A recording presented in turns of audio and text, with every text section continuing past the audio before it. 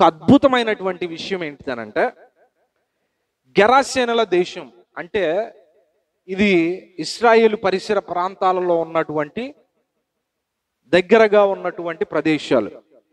యేసుక్రీస్తు ప్రభుల వారు ఆయనకు అప్పగించబడిన పని సువార్తను ప్రకటించుటకు ఆయన ఏ దినము కూడా ఖాళీ లేకుండా ఆయన ప్రయాసపడి అనేక ప్రాంతాలలో సువార్తను ప్రకటించుకుంటూ ఆయన నడిపించబడతా ఉన్నాడు. అనేక గ్రామాలలో, అనేక పట్టణాలలో ఆయన సువార్తను ప్రకటిస్తూ దేవుని గూర్చినటువంటి, దేవుని రాజ్యమును గూర్చినటువంటి వార్తను ఆయన ప్రకటిస్తూ ఉన్నాడు. నిజంగా ఒకవేళ సేవకులుగా ఉండాలి అని అంటే, పరిచర్యలో ఉండాలి అని అనుకుంటే, పరిచర్య భారం కలిగిన వాళ్ళు ఎవరైనా ఉంటే ఖచ్చితంగా ఆ సేవకుడిని చూసి మీరు నడుచుకోవాలని కాదు, పలానా సేవకుడిని చూసి మనం నడుచుకోవాలని కాదు, పలానా సేవకుని యొక్క క్రమాలు బాగున్నాయని కాదు, పలానా వ్యక్తి వాక్చాతుర్యం బాగుంది అని వారిని అనుసరించి వారి ప్రవర్తన వలె మనం ప్రవర్తించిన అవసరం లేదు. కానీ క్రీస్తును వెంబడించి నడిచే అనుభవంలోకి రావాలి. చూడండి, ఆయన ఒక్క దినము కూడా విశ్రాంతి తీసుకోలేదు ఎక్కడా కూడా. ఆయన క్యాలెండర్లో ఈరోజు నాకు విశ్రాంతిగా ఉంటాను, నేను రెస్ట్ తీసుకుంటానని ఆయన ఏ రోజు చెప్పలేదు. ఆయన ప్రతిరోజు ఆయనకు అప్పగించబడిన పనినే చేసుకుంటూ వెళ్ళిపోయాడు. దేనికి స్తోత్రం కలుగును గాక. ఈరోజు పరిచర్య భారం కలిగి ఎవరైనా ఉంటే, ఇక్కడున్న వారు కానీ లేకపోతే ఈ లైవ్లో చూస్తున్న వారు కానీ, పరిచర్య భారం ఒకవేళ మీకుంటే క్రీస్తును పోలి నడుచుకున్నప్పుడు మాత్రమే మీ పరిచర్య విస్తరించిద్ది. దేవునికి స్తోత్రం కలుగును గాక. మనుష్యులను అనుసరించి నడిస్తే ఆ అనుసరించి నడిచిన వ్యక్తి ఒకరోజు ఏదో ఒక రోజు పడిపోవచ్చు, అతనిలో ఏదో ఒక లోపం ఉండొచ్చు. కానీ మన క్రీస్తులో లోపం లేనివాడు. దేనికి స్తోత్రం కలుగును గాక. ఆయన పరిచర్యలో లోపం లేని పరిచర్య. ఈరోజు ఆయన పరిచర్యలో మనము పాలిభాగస్తులైనప్పుడు ఆయనను మాత్రమే మనం సాదృశ్యంగా తీసుకోవాలి. మిగతా వారిని తీసుకుంటే మనుష్యులు ఎవరు నమ్మకస్తులుగా లేరు. కనుక పరిచర్య భారం అంటే క్రీస్తు వలె నడిపించుదుముగాక. క్రీస్తు వలె మనందరము ఆయన పనిలో భాగస్తులుగా, ఆయన పనిలో నమ్మకస్తులుగా మనం ముందుకు నడిపించబడుదుముగాక, ఆయనను వెంబడించుదుముగాక. ఇక్కడ రాయబడిన మాట జాగ్రత్తగా మనం పరిశీలన చేస్తే, గెరాసేనుల ప్రాంతానికి వచ్చాడు. ఆయన సువార్త ప్రకటించుకుంటూ, దేవుని గూర్చిన రాజ్యమును ప్రకటించుకుంటూ, ఈ గెరాసేనుల ప్రాంతం ఇది దగ్గరగా మనకి జెరూసలేంకి దగ్గరగా మనం చూడొచ్చు మ్యాప్లో కనుక మనం చూసుకుంటే. అయితే ఈ ప్రాంతంలో అడుగు పెట్టడానికి దేవుడు ఇష్టపడ్డాడు. ఈ ప్రాంతంలో వారికి దేవుని గూర్చినటువంటి వార్త వారికి తెలియదు, దేవుని గూర్చినటువంటి ప్రేమ వారికి తెలియదు, దేవుని గూర్చినటువంటి ఆ రాజ్యమును గూర్చినటువంటి ఆ విలువైన విశేషమైనటువంటి ఆ విషయాలు వారికి తెలియదు. అందరూ దురాత్మల చేత పీడించబడుతున్న వారుగా ఉన్నారు. ఆ దేశమంతా కూడా సమాధానంగా లేదు. ఆ దేశమంతా కూడా ఆ భయంకరమైనటువంటి పాప స్థితిలో దురాత్మ శక్తుల యొక్క ప్రభావంతో నింపబడిపోయింది. అయితే దేవుని ఆత్మ చేత గ్రహించినటువంటి ఈ యేసుక్రీస్తు ప్రభుల వారు ఆత్మ వశుడై ఆయన గెరాసేనుల ప్రాంతమునకు వెళ్దాం అని శిష్యులకు చెప్పి ఉన్నాడు. అయితే శిష్యులు సువార్తను ప్రకటించుకుంటూ ఆయన ఆ ప్రాంతానికి సువార్త అవసరము అని ప్రకటించాలని ఇష్టపడ్డాడు. దేవుడు ఈరోజు చాలా మందికి కూడా దేవుని వాక్యాన్ని ప్రకటించాలని ఇష్టపడుతున్నాడు, దేవుని విషయాలను తెలియచేయాలని ఇష్టపడుతున్నాడు. కానీ అనేక మంది ఏం చేస్తున్నారు తెలుసా, మాకు అవసరం లేదన్నట్లుగా ఉంటున్నారు. అయితే ఇక్కడ కూడి ఉన్న మనతో కూడా దేవుడు మాట్లాడాలని ఇష్టపడుతున్నాడు. ఈరోజు మనం ఆ మాటలు ఆయన చెప్పుచున్న విలువైన శ్రేష్టమైన విషయాలను మనం తెలుసుకుందాము గాక. ఆమేన్. ఈరోజు యేసుక్రీస్తు ప్రభుల వారు ఆ ప్రాంతం మీద కనికరపడ్డాడు, ఆ ప్రాంతం మీద జాలిపడి ఉన్నాడు. ఆ ప్రాంతాన్ని దురాత్మ శక్తుల చేత పీడించబడుతున్న వారిని విడుదల కలిగించాలని ఆయన ఆశపడ్డారు. అయితే ఆ ప్రాంతంలోనికి దేవుడు నడిపించబడుతూ ఉండగా, ఆ దోణిలో దిగుతూ ఉండగా, ఆ దోణిలో ప్రయాణం చేసుకుని ఆయన ఎప్పుడైతే ఆ తీరమునకు వెళ్ళాడో, ఆ తీరములో నుంచి కాలు అలాగా నేల మీద పెట్టగానే ఆ కాలు ఎప్పుడైతే ఆయన మహిమ కలిగిన పాదములు ఆ గెరాసేనుల దేశం మీద తాకగానే అపవాది కోట గోడలు కదల్చబడడం చూస్తున్నాం యేసు నామమున. హల్లెలూయా, హల్లెలూయా. అక్కడ రాయబడి ఉంటది కదా, ఆయన దోణి దిగగానే అపవిత్రాత్మ పట్టిన వాడొకడు దిగగానే, చూసారా, దిగిన కాసేపుడి కల్లా దిగగానే అంటే ఆ భూమి మీద అడుగు పెట్టగానే ఆయన మహిమ, ఆయన శక్తి ఈ దేశములో, గెరాసేనుల దేశంలో అత్యధికంగా పీడించబడుతున్న, అనేక దయ్యములతో పీడించబడుతున్నటువంటి వ్యక్తికి కదలిక వచ్చేసింది యేసు నామమున. దేవునికి స్తోత్రం కలుగును గాక. ఎంత గొప్ప దేవుడు చూడండి, మన దేవుడు ఎంత గొప్ప దేవుడో చూడండి. ఆ వ్యక్తిని ప్రార్థన చేస్తానని పిలవలేదు, ఆ వ్యక్తిని దాయా నా దగ్గరికి రా నేను నిన్ను బాగుపరుస్తానని అనలేదు, ఆ వ్యక్తిని ప్రభు యొద్దకు తీసుకొచ్చిన వారు ఎవరు లేరు, ఆ వ్యక్తి నువ్వు నా దగ్గరకు వస్తే నువ్వు బాగుపడతావు అని చెప్పింది కూడా లేదు, ఆ వ్యక్తిని గూర్చినటువంటి విషయాన్ని ఎవరు ప్రభు యొద్దకు తీసుకురాలేదు. కానీ దేవుడు ఆత్మలో గ్రహించాడు, ఆ ప్రాంతమంతా దురాత్మ శక్తులతో పీడించబడుతూ ఉంది, అయితే నేను అడుగు పెట్టవలసి ఉన్నది. దేవునికి స్తోత్రం కలుగును గాక. ఎప్పుడైతే ఆయన అడుగు పెట్టడం మొదలు పెట్టాడో దురాత్మ శక్తుల యొక్క శక్తి పతనం అయిపోయింది. పరిగెత్తుకుంటూ పరిగెత్తుకుంటూ కేకలు వేస్తూ ఆయన పాదముల యొద్ద పడిపోయింది యేసు నామమున. హల్లెలూయా, హల్లెలూయా. చదువుదాం మాట. వాడు సమాధులలో వాసము చేసేడు వాడంట, అలాగే సంకెళ్ళతోనైనను ఎవడును వానిని బంధింపలేకపోయాడంట. అలాగే పలుమారు వాని కాళ్లకును చేతులకును సంకెళ్ళు వేసి బంధించునను వాడు ఆ చేతి సంకెళ్ళు తెంపి కాలి సంకెళ్లను తుత్తునీలుగా చేసెను గనుక ఎవడును వాని సాధుపరచలేకపోయెను. వాడు ఎల్లప్పుడూ రాత్రింబగళ్ళు సమాధులలోను కొండలలోను కేకలు వేయిచు తన్ను తాను రాళ్లతో గాయపరుచు కొనుచుండెను. వాడు దూరము నుండి యేసును చూచి పరుగెత్తుకుని వచ్చి ఆయనకు నమస్కారము చేసును. దేవునికి స్తోత్రం కలుగును గాక. హల్లెలూయా. ఈ వ్యక్తి యొక్క లక్షణాలు, అనేక దురాత్మ శక్తులతో పీడించబడుతున్నటువంటి ఈ వ్యక్తి ఆయన సమాధులలోనే ఉండేవాడంట. సమాధుల్లో ఎవరుంటారు? ఒకటి పిచ్చోడైతే ఉంటాడు, రెండోది తాగుబోతు అయితే ఉంటాడు, మూడోది అసలు దెయ్యములతో పీడించబడేవాడు మాత్రమే ఉంటారు. ఈ ముగ్గురు కేటగిరీలే కనపడతాయి కానీ మిగతా వారు కనపడరు. అయితే దీనిలో భయంకరమైనటువంటి స్థితిలోకి వెళ్ళిపోయింది ఎవరో? ఈ దురాత్మ శక్తులతో పీడించబడుతున్నటువంటి వ్యక్తి. ఈ వ్యక్తి కుటుంబానికి దూరం అయిపోయాడు, కుటుంబంలో వ్యక్తుల ప్రేమకు దూరం అయిపోయాడు, బంధువుల ప్రేమకు దూరం అయిపోయాడు. పట్టించుకోవాల్సినంత వరకు అతన్ని పట్టించుకున్నారు, ఇక వారి తరము కూడా కాకపోయేసరికి అతన్ని విడిచిపెట్టేశారు. చూడండి, ఈరోజు చాలా మంది కుటుంబాల్లో వారి ప్రేమిస్తున్నటువంటి వారిని ప్రేమిస్తున్నామని చెప్తారు, వారి కొరకు ప్రయాసపడతారు, ఆ రోగము తగ్గకపోతే వారిని వదిలేస్తారు. భయంకరంగా మంచమున పడి ఉన్నప్పుడు వారికి మేలు చేయడానికి ఎంత దూరమైనా వెళ్ళాలని కొంత ప్రయత్నం చేస్తారు. వారిలో ఏమీ కూడా జవాబు రాకపోతే, స్పందన రాకపోతే, వారిలో మార్పు కలగకపోతే వారిని వదిలేస్తారు. ఏం చేయము, చేయాల్సినంత వరకు చేసాం, ఇక ఉపయోగం లేదు, ఇక మా వల్ల కాదు.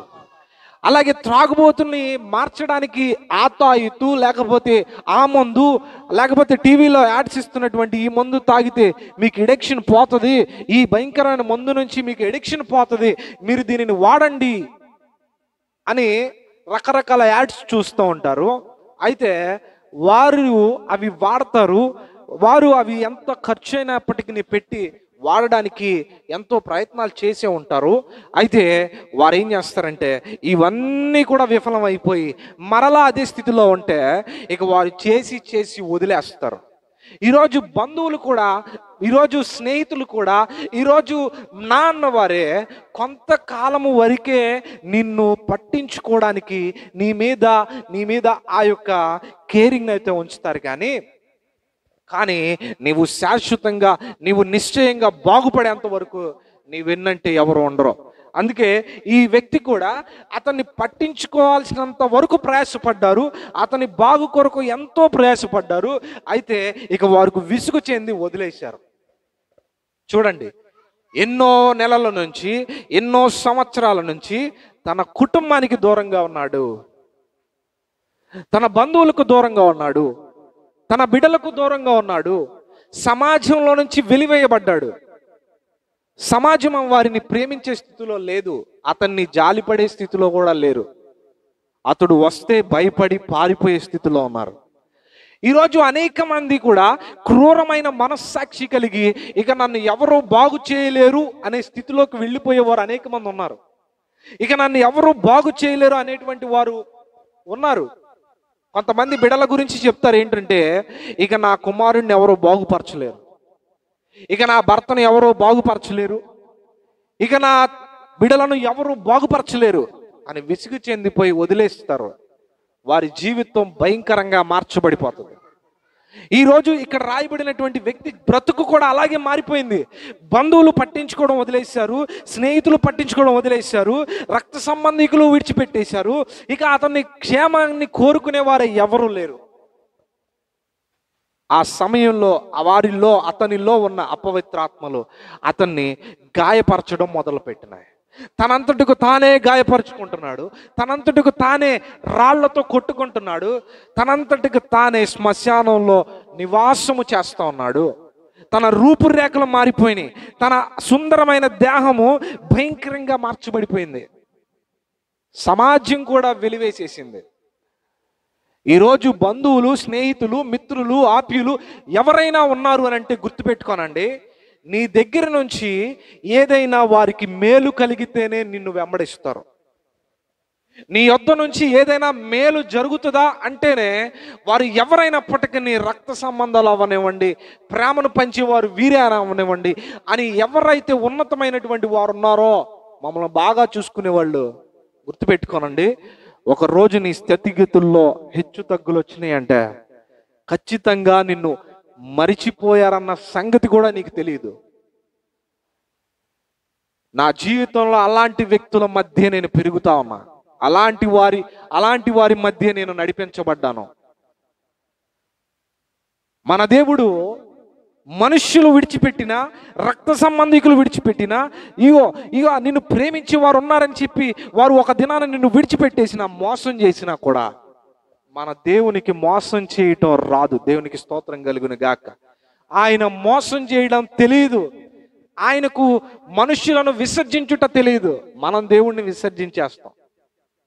అయితే ఈ వ్యక్తి కూడా అదే స్థితిగతుల్లో నడిపించబడుతూ ఉన్నాడు, అదే భయంకరమైనటువంటి స్థితిలో ఉన్నాడు. అయితే ఆయన ఏడుస్తూ, ఆయన గాయపరచబడుతూ, ఆయన జీవితం అంతా కూడా వెలివేయబడి, దూషించబడి, తృణీకరించబడిన స్థితిలో ఉండగా ఆ గెరాసేనుల ప్రాంతానికి వెళ్ళాలి అని ఆయన తలంచాడు. దేనికి స్తోత్రం కలుగును గాక. హల్లెలూయా. ఇక్కడున్న నీ బ్రతుకు కూడా ఒకవేళ అలా ఉంటే, ఈ వీడియో చూస్తున్నటువంటి, ఈ లైవ్ ద్వారా ఉంటున్నటువంటి బిడలు మీరు కూడా ఒకవేళ ఉంటే గుర్తుపెట్టుకోనండి, నా దేవుడు, మన దేవుడు నమ్మకమైన దేవుడు, నమ్మదగిన దేవుడు. ఆయన నీ కొరకు ఈ వర్తమానాన్ని ఇస్తున్నాడు. దేవునికి స్తోత్రం కలుగును గాక. ఆయన నీ కొరకు ఈ మాటలు బయలుపరుస్తున్నాడు. నీ స్థితిగతులు మార్చడానికి ఎవరి తరము కాలేదు కదా. అయితే నేనే అడుగు పెడుతున్నా యేసు నామమున. హల్లెలూయా, హల్లెలూయా. నేనే అడుగు పెడుతున్నా.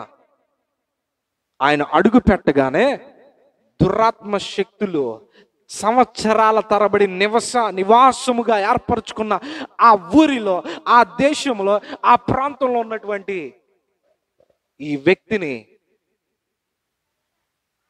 నాశనము చేయాలని ప్రయత్నం చేస్తూ ఉండగా, అయితే దేవుని యొక్క మహిమ కలిగిన పాదములు ఆ దేశంలో మోపగానే ఆ వ్యక్తిలో భయంకరమైన కదలిక వచ్చింది. దురాత్మ చీకటి శక్తుల ద్వారా పీడించబడుతున్నటువంటి వ్యక్తి పరిగెత్తుకుంటూ ఆయన యొద్దకే వచ్చి ఆయన పాదాల మీద పడిపోయింది. యేసు నామమున. హల్లెలూయా, హల్లెలూయా. దేవునికి స్తోత్రం కలుగును గాక. మన దేవుడు శక్తి కలిగిన దేవుడు. ఆయన సంకెళ్ళలో వేశారు, కానీ సంకెళ్ళు తుత్తునీలుగా చేసేసారంట. ప్రజలు బంధించాలని చూశారు, కానీ ఆ బంధించిన సంకెళ్ళను తెంపేసింది ఈ అపవాది. అపవాది ప్రజలు వేసిన సంకెళ్ళు తెంపేస్తుంది, కానీ ఆ వ్యక్తిని మాత్రం ఆత్మలో బంధించేసింది దురాత్మ శక్తులతో. దురాత్మ శక్తుల యొక్క ఆ యొక్క బందీలుగా, ఆ బంధకములతో కట్టేసింది ఈ వ్యక్తిని. ఈరోజు ఇక్కడ కూడుకున్న మన జీవితంలో కూడా ఏ శక్తుల చేత వాడు కట్టేస్తున్నాడు, ఏ శక్తుల చేత వాడు బంధిస్తున్నాడు మనల్ని, ఏ శక్తుల చేత మనలను పీడిస్తూ ఉన్నాడు, వాడు వేసిన కట్లను మనం గమనించుదుముగాక యేసునామమున. హల్లెలూయా. ఈరోజు యేసుక్రీస్తు ప్రభుల వారు ఆయన యొద్దకు రాగానే అవి అంటున్నాయి కదా, నజరేయుడైన యేసయ్య. ఆ మాట చదువుదాం, వాక్యంలో చాలా అద్భుతంగా ఉంటుంది. 7వ వచనం, యేసు సర్వోన్నతుడైన దేవుని కుమారుడా, నాతో నీకేమి, నన్ను బాధించుకుమని దేవుని పేరిట నీకు ఆనబెట్టుచున్నానని బిగ్గరుగా కేకలు వేశాను. దేనికి స్తోత్రం. హల్లెలూయా. నజరేయుడైన దేవా, దేవుని కుమారుడా, నాతో మీకేంటి? ఈ దేశంలో ఇక్కడ బాగా ఉంటున్నామే మేము, ఈ ప్రాంతంలో ఈ వ్యక్తి ద్వారా మేము చాలా సంతోషంగా ఉన్నాం, ఈ దేశం అంతటిని దురాత్మ శక్తులు అంటే మా స్నేహితులతో నింపేశాం, ఈ దేశం అంతా కూడా మేము రాజ్యం వెళ్తా ఉంటే, ప్రభువా ఇక్కడికి కూడా వచ్చేసావా, ఇక్కడ కూడా వచ్చేసావా అని పాదాల యొద్ద పడి బ్రతిమలాడుకోవడం మొదలు పెట్టేసిన మన దేవుడు ఎంత గొప్ప దేవుడు అండి. ఇక్కడ అర్థం అవ్వాల్సిన విషయం ఏంటో తెలుసా? సృష్టికి తెలుసు ఆయన ఆజ్ఞాపిస్తే సముద్రం నెమ్మదించింది. దురాత్మ శక్తులకు తెలుసు ఆయన అడుగు పెట్టగానే ఆయన పాదముల యొద్ద పడిపోయినాయి. సృష్టిలో ఉన్న జీవులకు తెలుసు ఆయన శక్తి, ఆయన చెప్పగానే ఆ యొక్క చేప ఆ యొక్క యోనాను మృంగినది క్రక్కివేసింది. దేవుని యొక్క చిత్తానికి సమస్త సృష్టి కూడా లోబడతా ఉంది, దురాత్మ శక్తులు లోబడతా ఉన్నాయి. కానీ చింతించాల్సిన విషయం ఏంటంటే ఈరోజు నీవు నేనే లోబడట్లేదు. ఈరోజు లోబడే స్థితిలో అనేక మంది ఉన్నారు. ఈరోజు ఆ స్థితిలో ఉండటం బట్టి దేవుడు అత్యంత బాధతో చింతిస్తూ ఉన్నాడు. దురాత్మ శక్తులు గడ గడ గడ గడ గడ వణికిపోయినాయి అంట, వణికిపోయినాయి. వచ్చి కుమారుడా మాతో నీకేం పనయ్యా, దయచేసి మమ్మల్ని వెళ్ళగొట్టబాక, ఈ దేశం మాకు బాగా నచ్చింది, ఈ ప్రాంతంలో చీకటి బాగా మేము వ్యాపింపజేసాం, నీవు వెలుగుగా ఈ ప్రాంతంలోకి వస్తే మాకు ఎక్కడ చోటు ఉంటుంది, దయచేసి దయచేసి మమ్మల్ని వెళ్ళిపోమని అనొద్దు అని బ్రతిమలాడుకోవడం మొదలుపెట్టిన. హింసిస్తూ బాధిస్తూ తన ప్రజలను నశింపచేస్తూ తన కుమారుణ్ణి ఆయన్ని వేదనకు గురి చేస్తూ తన కుటుంబానికి దూరం చేస్తూ తన బిడలకు దూరం చేస్తూ సమాజానికి దూరం చేసి సమాధుల్లో తిరిగేలా చేస్తున్నారే. ఈరోజు నేను అడుగు పెట్టా, మీరు ఇక్కడ ఉండడానికి వీల్లేదు యేసునామమున. హల్లెలూయా. ఇక్కడ నేను అడుగు పెట్టాను, మీరు ఈ ప్రాంతంలో ఈ దేశంలో ఉండడానికి వీలు లేదు యేసునామమున. వెళ్ళిపోండి అని ఆజ్ఞాపించగానే దురాత్మ శక్తులు బ్రతిమలాడుకుంటున్నాయి. అయ్యా మేము వెళ్ళిపోతాం, ఆ దూరంలో పందులు గుంపు ఉంది, ఆ దూరంలో పందుల మంది ఉంది, ఆ దూరంలో పందులు మేస్తూ ఉండగా నీవు సెలవిస్తే మేము ఆ పందుల్లోకి వెళ్ళిపోతాం. చూడండి, దేవుని సెలవు కోరి అవి పందుల మందలోకి వెళ్ళిపోయినాయి, పందుల మందులోకి వెళ్ళిపోయినాయి. ఆ వ్యక్తిలో గొప్ప కదలిక, ఆ వ్యక్తిలో గొప్ప మార్పు ప్రారంభం అయిపోయింది. ఆ వ్యక్తిలో ఆయన ఎన్నడూ చూడని నూతనమైనటువంటి సృష్టిని ఆయన చూస్తూ ఉన్నాడు, ఆయనను చూసిన వారు చూస్తున్నారు. దేనికి స్తోత్రం కలుగును గాక. ఈరోజు నీ స్థితి ఏదైనప్పటికీ, భయంకరమైన ఘోరమైనటువంటి నీ పాప స్థితి ఉన్నప్పటికీ, మన దేవుని యొద్దకు వచ్చినప్పుడు, యేసుక్రీస్తు ప్రభుల పాదముల యొద్దకు వచ్చినప్పుడు ఆయన నూతన సృష్టిగా మారుస్తాడు యేసునామమున. హల్లెలూయా. హల్లెలూయా. నీలో ఉన్న ప్రతి విధమైనటువంటి దుష్ట దురాత్మ అంధకార చీకటి శక్తుల నుంచి విడుదల యేసు నామమున మాత్రమే కలుగుతుంది. యేసు నామమున. హల్లెలూయా, హల్లెలూయా. దేనికి స్తోత్రం కలుగును గాక. ఈ ఉదయకాల సమయంలో ఈ వ్యక్తి ఆయన పాదముల యొద్ద పడి ఉండగా, నీవు ఎవరు అని అడిగితే, నేను సేనాని అని దురాత్మ శక్తులు చెబుతూ ఉన్నాయి. సేన అనగా అర్థము అనేకులము అని అర్థము. అంటే 1, 100, 200 కాదు, అనేకులు.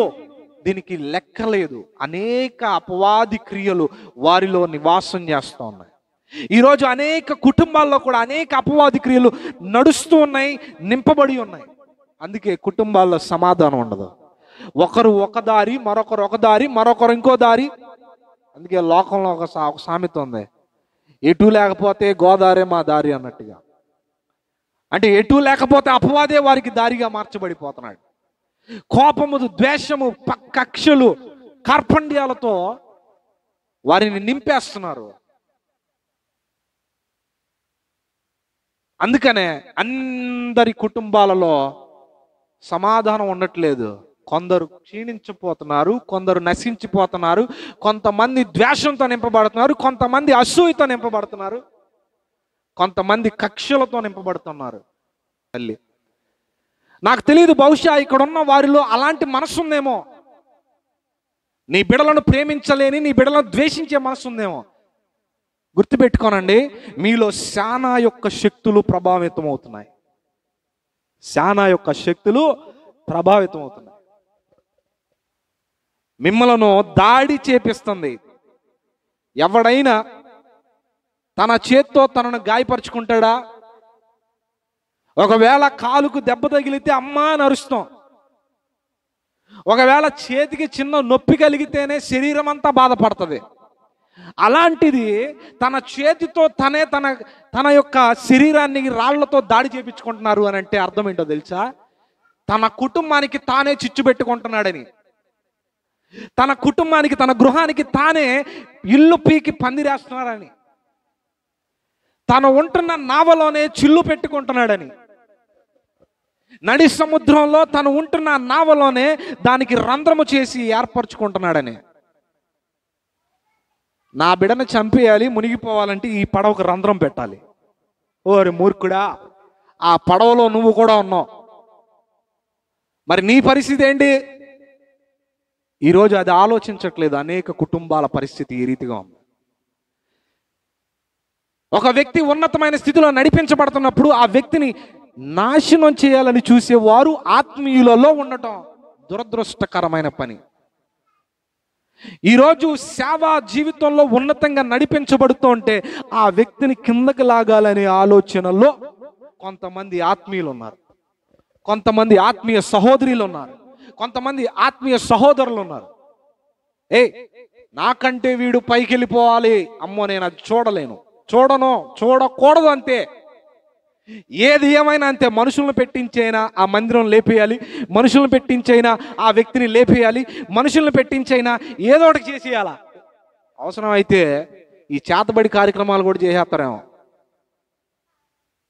మీరు గుర్తుపెట్టుకోనండి, మీరు దేంతో నడిపించబడుతున్నారో తెలుసా? ఈ రోజు మీరు శానాతో నడిపించబడుతున్నారు. శానా అనగా ఈ క్రియలన్నీ ఉన్నాయే, అవే దాని అర్థం. ఈ క్రియలు ఎక్కడి నుంచి వస్తున్నాయి తెలుసా? దేవుని నుంచి కాదు, అపవిత్రాత్మల నుంచి, త్రోసివేయబడిన అపవిత్రాత్మల నుంచి. అందుకనే మన పోరాటం ఎవరితో తెలుసా? ఎఫెసీయులకు రాసిన పత్రిక 6వ అధ్యాయం 12వ వచనంలో రాయబడి ఉంటుంది, యాలయనగా మనము పోరాడునది శరీరాలతో కాదు గాని దుష్ట దురాత్మ అంధకార చీకటి శక్తులతో మనం పోరాడుచున్నామంట. మన పోరాటం అపవిత్రాత్మలతో. దేవునికి స్తోత్రం కలుగును గాక. ఆ శక్తిని ఈరోజు మనకు దేవుడు అనుగ్రహించును గాక. ఆయన శక్తిని మనకు అనుగ్రహించును గాక. అపవిత్రాత్మలను త్రిప్పి తరిమి కొట్టే అభిషేకం మనకు దేవుడు అనుగ్రహించును గాక. ఈరోజు ఈ శానా నింపబడిన ఈ వ్యక్తి తను గాయపరుచుకున్నాడు తనకు తానే. ఈరోజు నీ కుటుంబాన్ని అలాగే గాయపరుచుకుంటున్నావేమో. నీ బిడల జీవితాలను కూడా అలాగే నాశనం చేయాలని చూస్తున్నావేమో. ఒకవేళ నీ కుమారుడి మీద, కుమార్తెల మీద ఆ మనస్సాక్షి కలిగి ఉన్నావేమో, గుర్తుపెట్టుకో, నీ అంతటికి నీవే కీడు చేసుకుంటున్నావు, నీ అంతటికి నీవే గాయపరుచుకుంటున్నావు, నీ అంతటికి నీవే నీ శరీరాన్ని దున్నుకుంటున్నావు. అయితే దేవుడు నీకు నాకు ఒక అవకాశం ఇస్తున్నాడు. ఏంటో తెలుసా? ఆయన గెరాసీనుల ప్రాంతంలో అడుగు పెట్టాడు. దేనికి స్తోత్రం కలుగును గాక. ఈరోజు నీ హృదయంలో ఆయన అడుగు పెట్టాడు. ఆ స్థితి నీకు రాకూడదని, ఆ స్థితిలో నీవు ఉండకూడదని మన దేవుడు మన కొరకు అడుగు పెట్టాడు యేసు నామమున. హల్లెలూయా. ఈ వర్తమానము ప్రభు మనతో మాట్లాడుచుండగా, ఆయన అడుగు పెట్టి ఉండగా మనము స్వస్థత పొందుకుందుముగాక, మనము విడుదల పొందుకుందుముగాక, మనం అభిషేకంతో నింపబడుదుముగాక, మన క్రియలు ఆయన దృష్టిలో మేలుగా ప్రభువే మార్చునుగాక. హల్లెలూయా. ఆయన ఆజ్ఞాపించగా పందులన్నీ కూడా వెళ్ళిపోయి పందుల్లో దూరిపోయినాయి ప్రతి దురాత్మ శక్తులు. ఆ పందులు వాటి తాగిడి తట్టుకొనలేక విలవిలలాడిపోయి సముద్రంలో పడి చచ్చిపోయినాయి అంట. చూడండి, అపవిత్ర ఆత్మ ఎంత భయంకరం. విలవిలలాడి ఆ పందులను, వాటిని చంపేసిన ఈ అపవిత్ర ఆత్మలు. అక్కడ అద్భుతమైన విషయం మనకు కనబడుతుంది. ఒకవైపు చూస్తే ఈ వ్యక్తిని గూర్చినటువంటి వార్త దేశమంతా తెలుసు, ఈ శానా పట్టిన వ్యక్తిని గూర్చినటువంటి వార్త ప్రజలందరికీ తెలుసు. కానీ స్వస్థ చిత్తుడై ఉన్న ఈ వ్యక్తిని చూడట్లేదు, భయపడి పారిపోతున్నారు. అమ్మో, యేసు ప్రభు వస్తే ఈ దురాత్మ పట్టిన వ్యక్తి కూడా మారిపోయాడు అంటే ఈయన మామూలుడు కాదు. అలాగే మా పందుల మందంతా కూడా చనిపోయినాయి, ఈయన కేవలం పొలిమేరల్లోనే అడుగు పెడితే, ఈ పొలిమేరల్లోనే అడుగు పెడితే ఎంత గొప్ప కార్యాలు జరిగిపోతున్నాయే, ఎంత మాకు పందుల నష్టం వచ్చిందే, కనుక లాభం లేదు, ఈ నెల అయిన పొలిమేరలోనే ఆపేసేయాలి అని వీరందరూ అక్కడ కాపర్లు, పందుల కాపర్లు అందరూ వెళ్ళిపోయి ఇదిగో ఆయన వస్తే ఇట్లా జరిగిపోయింది, మన దెయ్యం పట్టినవాడు ఉన్నాడు కదా, వాడు రాళ్లతో కొట్టుకునేవాడు ఉన్నాడు కదా, మనం ఎంత సంఖ్యలు వేసినా దాన్ని ఆపలేపోయాం కదా వాడిని. అయితే వాడు చక్కగా రెడీ అయిపోయి, ఆడి గాయాలన్నీ మానిపోయి, ఆడు చూడడానికి చాలా అందంగా ఉన్నాడు, ఇప్పుడు చాలా బుద్ధిమంతుడిగా కూర్చొని ఉన్నాడు. ఆడిని చూస్తే మాకే ఆశ్చర్యం వేసి భయం వేసింది. అయితే విషయం ఏంటో తెలుసా? ఈ పందులన్నీ కూడా చచ్చిపోయినాయి ఆయన రాగానే. ఒకవేళ ఆయన వచ్చాడంటే పరిస్థితి ఎలా ఉంటుందో తెలియదు. కనుక మనం ఏం చేద్దాం అంటే ఆయన అడ్డుకుందాం వెళ్ళి, అరే రండిరా బాబు, వచ్చేయండి అన్నారు. అందరూ వచ్చేసారు. యేసు ప్రభు పొలిమేరలో నిలబడి ఉండగా ఈ అపవిత్రాత్మ పట్టిన వాడితో మాట్లాడుతూ ఉండగా, ఇంకనూ ఆయన పట్టణంలో అడుగు పెట్టక మునిపే ఆయన అందరూ వచ్చి, అయ్యా మీకు దండం బాబు, మా పందులన్నీ చచ్చిపోయినాయి బాబు అని అన్నారు. అరే, కంటి ముందు కనబడుతుంది సంవత్సరాల కొలది అపవిత్రాత్మలతో పీడించబడుతున్నవాడు, మీ దేశంలో ఒక్కొక్కరిని పీడిస్తున్న ఈ అపవిత్రాత్మలు విలవిలలాడి ఆయన పిలవలేదు, ఆయన నడిపించలేదు, ఆయన పాదముల స్పర్శకు పరిగెత్తుకుంటూ వచ్చి ఆయన యొద్ద బర్తిమలాడుకొని వెళ్ళిపోతే మీరు ఆశ్చర్యపడాల్సింది పోయి, ఆయన పొలిమేరలో అడుగు పెడితేనే ఎంత అద్భుతం జరిగితే, ఇప్పుడు మా గృహంలో అడుగు పెడితే మా గృహంలో కూడా అపవిత్రాత్మ శక్తులు పోతాయి, మా బిడ్డలు బాగుపడతారన్న ఆలోచన లేక వారు ఏం చేశారో తెలుసా? బాబు నీకు దండం పెడతాం, ఇక్కడి నుంచి దయచేసి వెళ్ళిపోండి అని అంట మొదలు పెట్టారు. గెరాసీనుల ప్రాంతం వారు మూర్ఖులు. ఇక్కడ సువార్త అనేక మార్లు ప్రకటించబడుతున్నా, ప్రార్థనలోనికి రండి అని పిలుస్తూ ఉన్నా కూడా ఏం చేస్తారో తెలుసా? బాబు ఆయన వస్తే మాకు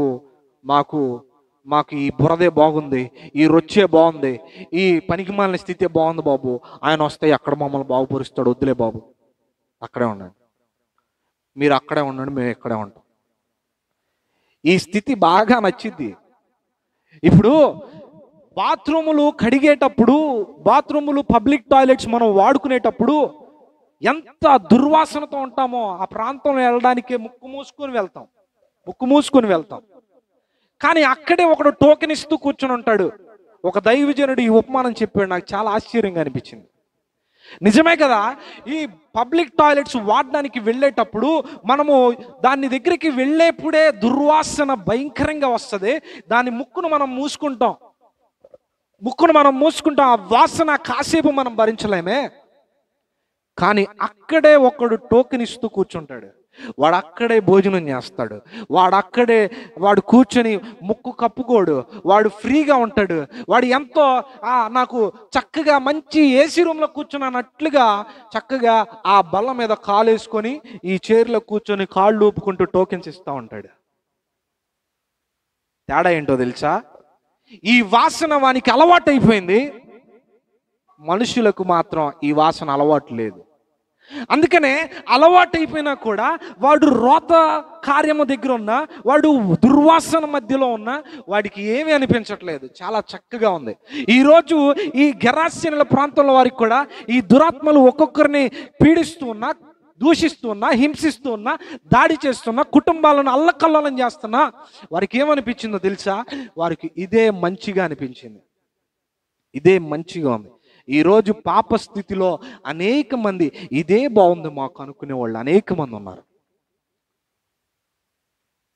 ఈరోజు ఈ వర్తమానంతో దేవుడు మనల్ని గర్దిస్తూ ఉండగా, మన పాప జీవితాన్ని విడిచిపెట్టుదుముగాక, మన పాప స్థితిని విడిచిపెట్టుదుముగాక, ఆయన కృపతో నింపబడుదుముగాక యేసునామములో. ఈ గెరాసీనుల ప్రాంతం వారికి తెలివి లేదు. ఈరోజు దేవుడు నీకు తెలివినిచ్చాడు. ఆయన నీ మధ్యలోనికి వచ్చి ఉండగా, ఆయన ఈ వర్తమానముని దేవుడు నీతో పంచుకొని ఉండగా, ఆయనకు అవకాశాన్ని మనం ఇచ్చినట్లయితే నీ జీవితంలో ఉన్న ప్రతి దురాత్మ అంధకార క్రియలు నజరుడైన యేసు నామమున లయపరచబడునుగాక. ఆమేన్. పందులండి, మా పందులు అంటున్నారు. అరే వాడు బాగుపడ్డాడంటే లేదండి మా పందులండి. అరే వాడు దూషించబడి, వాడు కొట్టబడతారు, రాళ్లతో గాయాలు పరుచుకున్న వాడు స్వస్థత పొందాడు. అవును కానీ మా పందులండి. ఆయన అడుగు పెడితే ఇంకా అద్భుతాలు జరగొచ్చేమో కానీ మా పందులు. అరే ఆయన వచ్చి స్వస్థపరుస్తాడు, స్వస్థత జరిగిద్దేమో కానీ మా పందులు. పంది వంటి స్వభావం పందులు. వారి కుటుంబం విచ్ఛిన్నం అయిపోతున్నా కూడా, వారి దేశం నాశనం అయిపోతున్నా కూడా దేవుడు మేలు చేయాలని ఆ దేశంలో అడుగు పెట్టాలని ఆశించాడు. దేవుని గూర్చిన రాజ్యమును ప్రకటించాలని ఆశపడ్డాడు. కానీ వాళ్ళు ఏమంటున్నారు తెలుసా? మా పందులు. విలువైన ముత్యము వలె ఆయన అక్కడ కనబడితే వారు సాష్టాంగపడి నమస్కరించడం మానేసి మా పందులు అంటున్నారు. అందుకే దేవుని వాక్యం సెలవిస్తుంది, విలువైనవి కుక్కలకును ముత్యములను పందుల ఎదుటను వేయకుడి. ఒకవేళ మీరు వేస్తే వాటిని కాళ్ళతో త్రొక్కి అవి మీ మీదే పడి మీ మీద దాడి చేస్తాయి. ఇప్పుడు చెప్పండి, ఈ వ్యక్తులు ఎవరో? పందుల వంటి స్వభావం కలిగిన వారు. బురదే దానికి శ్రేష్టం, బురదే దానికి స్విమ్మింగ్ పూల్, బురదే దానికి చక్కటి నీరు. ఈరోజు అదే స్థితిలో ఉన్నారు అనేక మంది వారి దురాత్మ శక్తులతో నింపబడి, పనికి మాలిన స్థితి, పాపముతో నింపబడి ఆ రీతిగా జీవిస్తూనే ఉన్నారు. ఎన్ని చెప్పినా కూడా అదే జీవితం. ఎదుట అద్భుతం జరిగినా కూడా నమ్మని జీవితం అదే. ఎదుట ఈ వ్యక్తికి స్వస్థత అద్భుతంగా దేవుడు జరిగించిన విశ్వసించలేని బ్రతుకు. దేవుడు అద్భుతాన్ని కుటుంబంలో జరిగించిన విశ్వసించలేని బ్రతుకు. దేవుడు కుటుంబాన్ని ప్రేమించి కష్టంలో నష్టంలో తోడుగా ఉండి ఒక వ్యాపారాన్ని పెట్టుకోవడానికి అవకాశం ఇచ్చాడు దేవుడు ఒక కుటుంబానికి. ప్రారంభంలో చాలా చక్కగా నడిపించబడ్డారు. ఆదివారము సమయము దేవునికి ఇస్తామని నిబంధన చేసుకున్నారు. వ్యాపారం వృద్ధి చేయబడుతూ ఉంది, వ్యాపారం అభివృద్ధి పరచబడతా ఉంది. ఈ వ్యాపారము అన్ని దినాలు మంచిగా నడిపించబడుతుంది కదా. ఈ ఆదివారం కూడా ప్రారంభిద్దాం, ఈ ఆదివారం కూడా అధిక ధనం మనం సంపాదిద్దామని ఒక తెలిసిన సహోదరి ప్రారంభించేసింది. దేవుడు సమయం లేనప్పుడు ప్రతి సమయము గడియ దేవునితోనే గడిపేవు. 24 గంటల సమయంలో 20 గంటలు దేవునితోనే గడిపావు. ఇప్పుడు ప్రేమించి దేవుడు పనిస్తే ఒక గడియ కూడా గడపలేని స్థితిలోకి వచ్చేసింది. వారి తర్వాత స్థితి ఎలా ఉంటుందో నేను చెప్పనవసరం లేదు, కానీ దేవుడు మేలు చేసినప్పుడు దేవుడు మంచిగా ఓకే అనుకుంటారు, కానీ ఆ మేలును పొందుకున్న తర్వాత దేవుని నుంచి దూరంగా పారిపోవడం మొదలు పెడతారు. ఈ మాట చెప్తుంటే బాధగా ఉంది. కుక్క కన్నా విశ్వాసం ఉంది, కానీ మనుషులలో కొంతమందికి విశ్వాసం లేదు. ఒక చిన్న బిస్కెట్ వేస్తే ఆ కుక్క ఎంతో ప్రేమ చూపించింది, నా సర్వం నీవే అని అంటది. కానీ ఈరోజు ఆ విశ్వాసం కూడా లేకుండా బ్రతుకుతున్నవారు అనేక మంది ఉన్నారు. ఈ గెరాసీనుల ప్రాంతం వాళ్ళే వెలిగించాలనుకున్నాడు, ఆయన అడుగు పెట్టాడు, కానీ నువ్వు వద్దు బాబు, నీకు దండం బాబు, వెళ్ళిపో బాబు అని బతిమలాడుకున్నాడు. మీ కర్మ అని ఆయన తిరిగి ప్రయాణం మొదలు పెట్టాడు. ఈలోపు ఈ స్వస్థత పొందుకున్న వ్యక్తి, ఈ అభిషేకం పొందుకున్న వ్యక్తి, ఈ బలమును పొందుకున్న వ్యక్తి, ఈయన విడుదల పొందుకున్న వ్యక్తి, అంతరంగంలో వేయబడిన కట్లను తెంపబడిన ఈ వ్యక్తి ఆయన కృపతో స్వస్థత పొందుకుంటే ఆ చేసిన మేలును మరిచిపోలేదు. ఈరోజు స్వస్థత పొందుకున్న వారు, క్రీస్తుతో స్వస్థతను పొందుకున్న వారందరూ కూడా మీరు హిస్టారికల్గా చూసినా కూడా ఆయన ఉన్న జీవితంలో ఆయన వెంబడించిన వారు ఎవరూ లేరు. కానీ ఆయన వెంబడించిన వ్యక్తి మాత్రం ఈ గెరాసీనుల ప్రాంతంలో ఉన్న శానా పట్టిన వ్యక్తి మాత్రమే. దేవునికి స్తోత్రం కలిగిన గాక. హల్లెలూయా.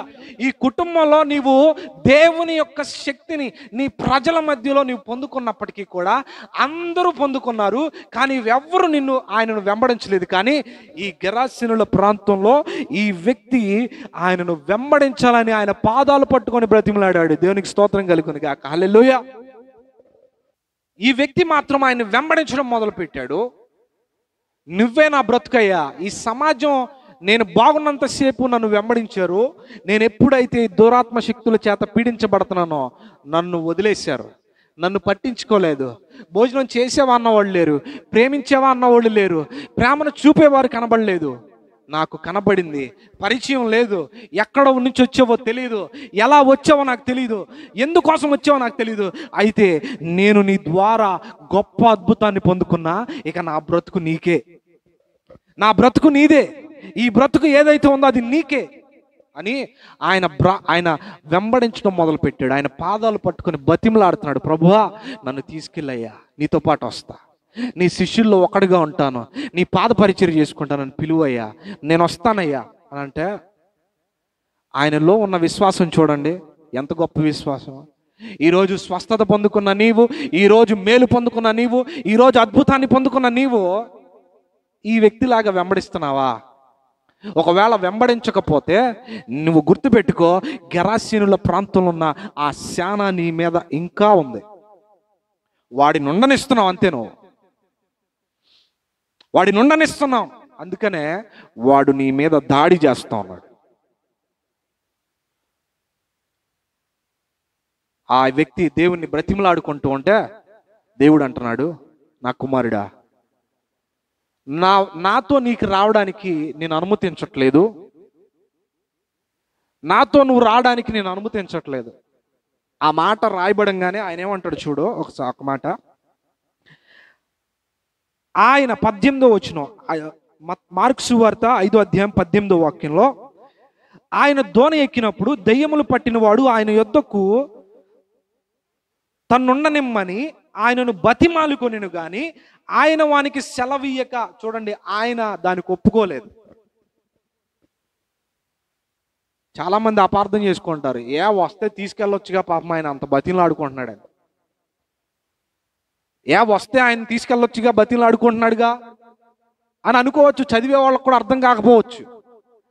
దేవుని ఆత్మచేత నింపబడి ఈ మాట చదివితే ఎంత విలువైన విషయాన్ని దేవుడు బయలుపరుస్తాడో తెలుసా? ఆయన ఏమనుకున్నాడంటే, నేను క్రీస్తుతో కూడా ఉండాలనుకున్నాడు. కానీ దేవుడు ఏమనుకున్నాడు తెలుసా? నేను ఆ గెరాసీనుల ప్రాంతాన్ని వెలిగించాలనుకున్నాడు.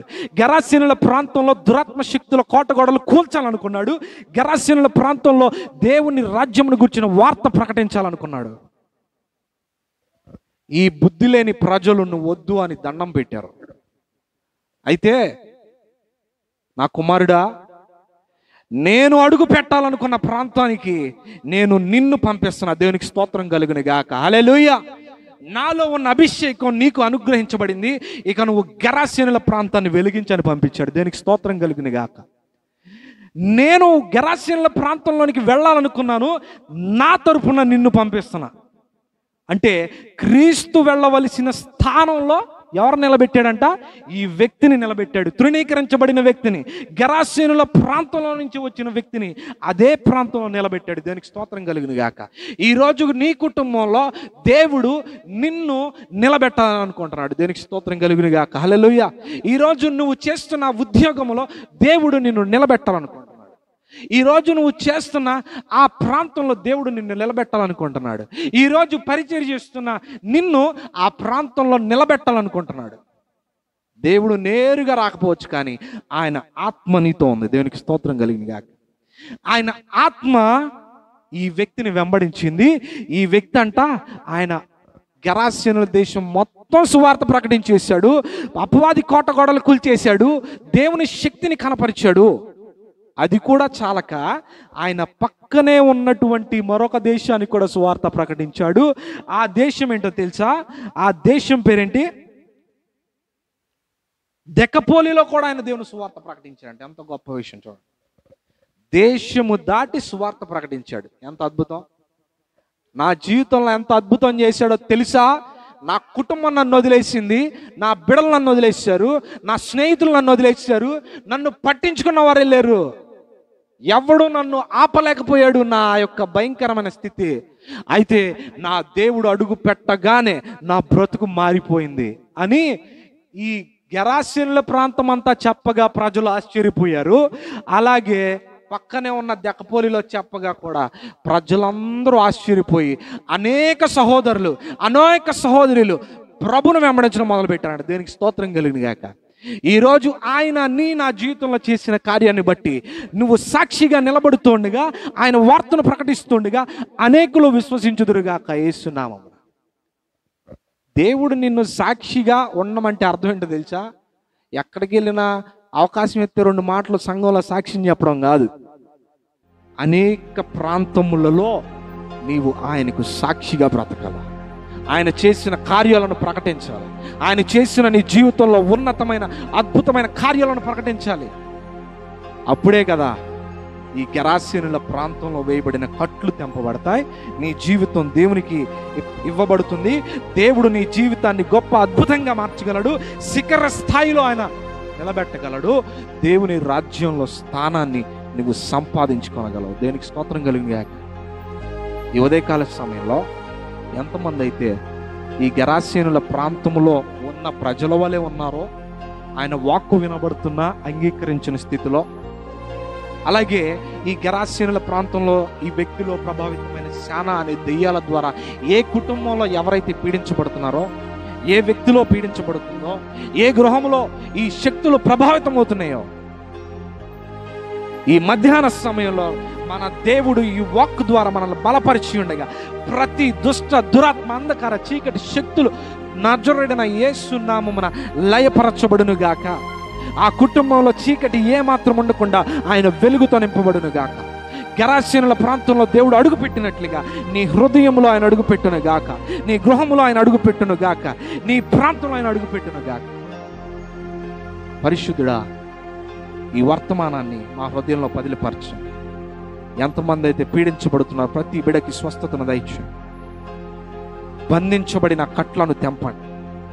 మీ కృపతో నింపి ఈ వర్తమానాన్ని మా హృదయాల్లో ఫలభరితంగా మార్చి, ఈ వీడియో ఎంతమంది అయితే ఈ వర్తమానాల ద్వారా, ఈ యూట్యూబ్ ద్వారా ఎంతమంది అయితే ఈ లైవ్ ప్రోగ్రాం ద్వారా చూస్తున్నారో వారితో కూడా మీరు మాట్లాడి గొప్ప కార్యము జరిగించు. ఎందుకు పనికిరాని నన్ను వాడుకొని నిలబెట్టిన విధానానికి నీకే మహిమ చెల్లిస్తూ నజరేయుడైన యేసు నామమున ప్రార్థించి అడిగి పొందుకుని ఉన్నాము తండ్రి. ఆమేన్.